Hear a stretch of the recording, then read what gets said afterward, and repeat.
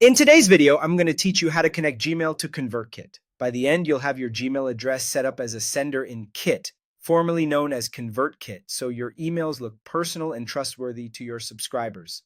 First, log into your Kit account. On the top right, click your profile picture to open the menu, then head into Settings. If your layout looks a little different, look for a gear icon or a menu labeled Settings. Kit occasionally updates the interface, but the path is the same idea. Profile, then Settings. Inside Settings, choose Email. This is where you manage the addresses that appear in the From field of your broadcasts and sequences. It's helpful to think of this page as your home base for sender identity and deliverability settings. Next, click Add from Address. When prompted, type your Gmail address exactly as it appears in your inbox. Double-check for typos before you submit. Extra dots or missing characters can cause verification to fail.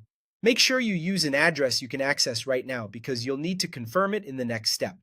Now switch over to your Gmail inbox. You should see a verification email from ConvertKit within a minute or two. If it's not in your primary tab, check Promotions, Updates, or Spam, and try searching for ConvertKit verification.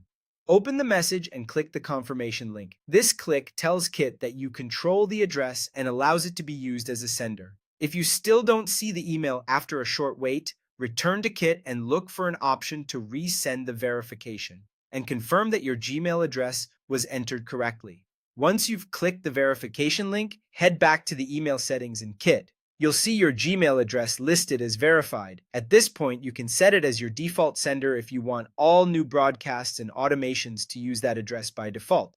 Setting a default simply saves you from choosing the address each time you create a new email, and you can always change the From address on an individual email later if needed.